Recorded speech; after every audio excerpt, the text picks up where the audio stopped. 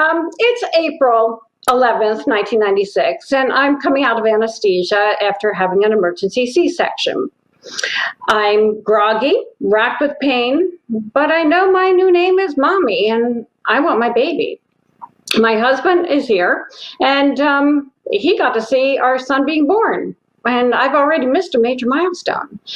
So I gasp when the nurse brings Noah into the room and places him in my arms and on my chest, and it feels right. His heart is beating with mine again, and I put my nose down to his head, and I inhale like it's some drug that I've been craving, and then I do that body inventory check. I look for any body parts. It's not as if a part's missing that I would return to sender, but it's something that a mom's got to do. So I look at the little fingers, then I go to the toes, I stroke his cheek, then I'm going to look at his ears. So I push back the beanie, and his ears pop out. They protrude, and they're pointy. I gave birth to an elf, possibly a white Yoda. My husband senses the pang in my heart, and he says, the force is strong with this one. He will grow into his ears. My mom and my sisters come for a visit, and Mom is a baby whisperer. She picks up Noah, and she gives us advice on burping and changing him and feeding him. Then she looks at me, and she says, Nancy, tape his ears back. Like, what was she saying? That was not in what to expect when expecting. And certainly it must be antiquated advice like putting whiskey on gums when a baby is teething. It was harsh. This is my baby. I'm the mom now. I wasn't going to do it.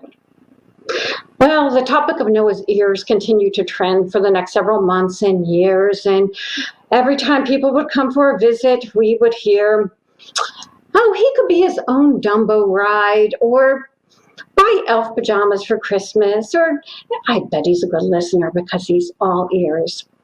So when anyone looked at my son, they saw his ears first. I saw the kid, my baby, that was perfect, and I loved him. So when he was 18 months, I entered him into the Community Days baby pageant, and he held my hand, and we walked across the stage, and he was smiling and so happy. And then we're on the crowd, and we hear his name being called, that he won the first runner-up, and I squeal with delight because he wasn't growing into his ears, but his ears were growing on me, and I loved every part of him. But it was after that, my sister had come to me and she said, Nancy, I would say for plastic surgery. And I knew that's what people saw.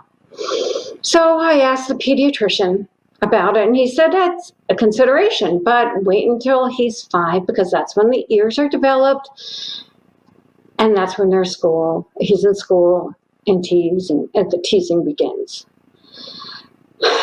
The thought of him being made fun of was devastating. So he's 6. We're at church. It's donut day. Eating a donut. His little friend comes over to say hi with his father in tow, and the little boy comes up and he goes, Hi, Noah. Now the father redirected the little boy's hands. Noah had no idea what had happened. I knew what had happened. It was beginning, and it was not going to be the last time. So I called and made an appointment at CHOP, and my husband and I took Noah for an exam, and the doctor did the measurements, and yes, he met the requirements for autoplasty because his ears had didn't develop correctly. So the doctor said yes, but it's not covered by insurance, and it's $8,000. And the thought of my son being made fun of, and the doctor said, and do it before high school because that's when it gets worse. So my husband and I nodded at each other, and we said, yes, we will do it. The doctor turns to walk out, and he turns back, and he says, why didn't you tape his ears back? I don't know why I didn't listen to my mother. Probably because I wanted to be the mother. Certainly, surgery would have been a lot less harsh than taping. But then also, why was surgery the option to childhood teasing? After all, who doesn't love Yoda?